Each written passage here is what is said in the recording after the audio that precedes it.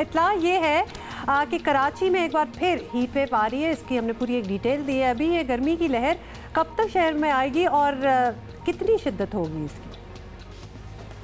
25 मई से इम्कान है कि गर्मी की शिद्दत बढ़ जाएगी। वो आज सुबह हमने हीट वेव अलर्ट नंबर 2 जो है इस महीने का वो जारी किया था।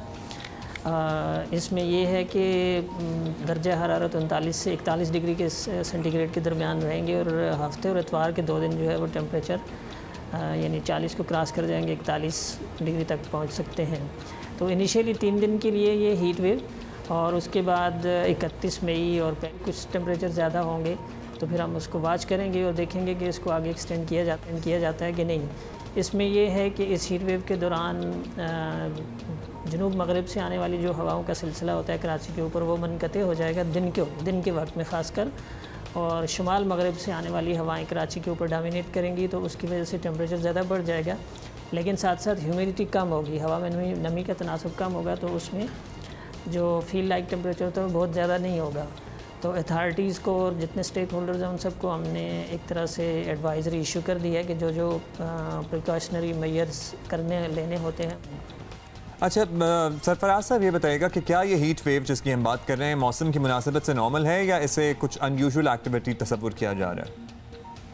नहीं, देखें नॉर्मल टेम्परेचर जैसे कराची का मई के महीने का होता है 35.5, तो अभी हमने जैसे फोरकास्ट एक तरह से की है कि 41 डिग्री तक जा सकता है। तो इसका मतलब है कि 5 डिग्री से जब ऊपर टेम्परेचर चला जाता है तो 5 डिग्री से फॉर 3 डेज़ तो उसे हम कहते हैं कि हीट वेव आ रही है। तो 3 दिन तक ये कैफियत रहेगी कि 41-42 डिग्री सेंटीग्रेड तक टेम्परेचर पहुंच सकते हैं। तो इसी वजह से हीट वेव अलर्ट इशू किया गया है।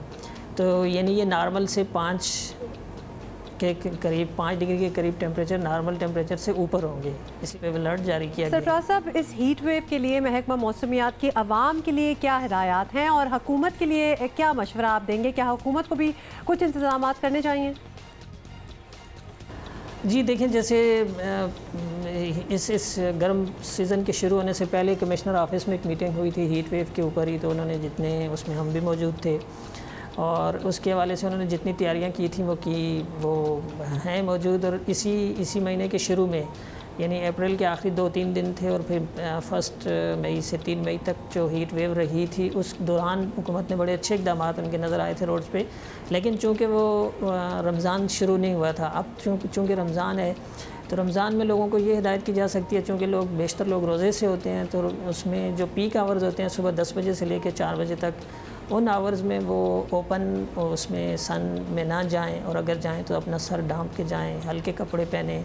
तो पानी तो चूँकि नहीं पी सकते, लेकिन ये कि ठंडी जगहों, सायादार जगहों में, बिल्डिंग की ओट में जो ट्रेडी वाहन होते हैं, जो आपके मज़दूर काम कर रहे होते हैं, उनसे ये उनको कहा जा सकता है कि वो इस तरह की एहतियाती तदाबीर करें कि उन पीक आवर्स में बिल्कुल ओपन सन के नीचे ना रहें।